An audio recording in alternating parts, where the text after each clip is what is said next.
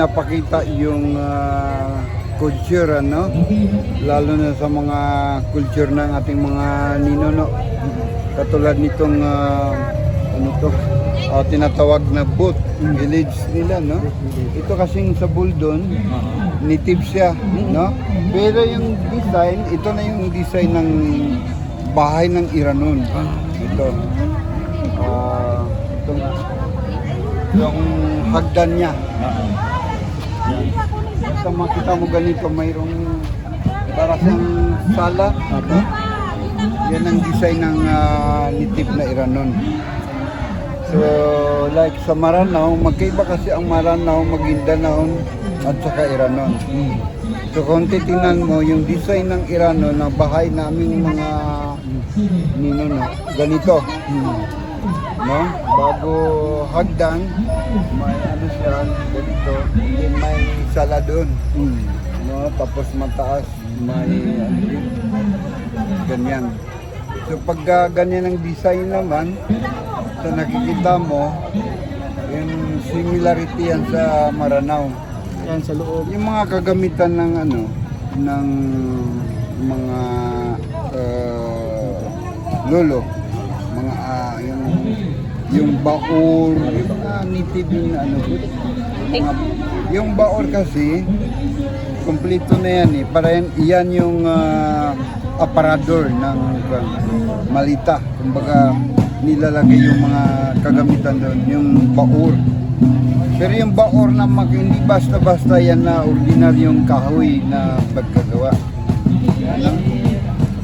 Tapos, maliban dito, Yung ginagawang ano, tourist spot doon is yung Talao spot, no? May swimming pool na ngayon. No? So pasabol na yung daan. Yun yung hindi pa natapos. Pero kasama doon na yung agriculture na inaano natin doon sa Talao kasi nasa upper yun eh. So mas maganda agriculture and then resort, ano? Sa probinsya, no, mayroon din tayong probinsya, no. So agriculture resort, no. Makikita mo doon lahat, may fish pond, may ano, may mga fruits. No? Pero hindi pa rin tapos. Pero matatapos din 'yan. So sa produkto naman similar din sa mga kasama naming mayor. So kanina naka-display dito ng mga produkto na gawa talaga ng taga-Buldon.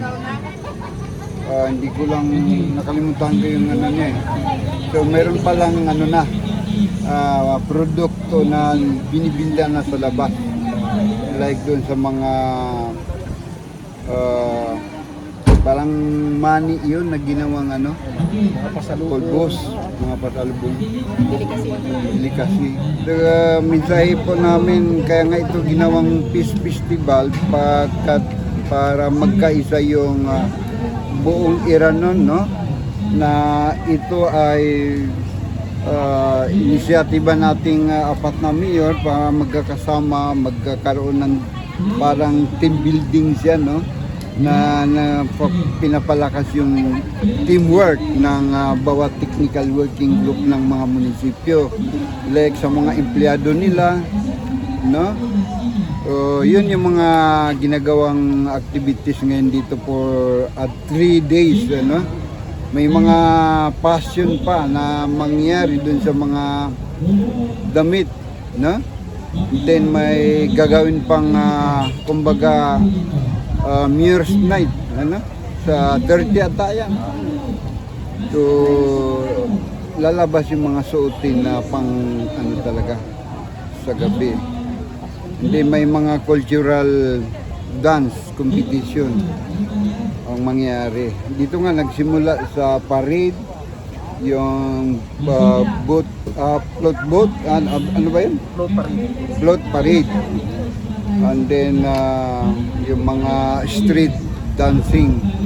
Actually may street dancing kaya lang hindi na nakaya. Kaya ginawa na lang cultural dance na nagparade.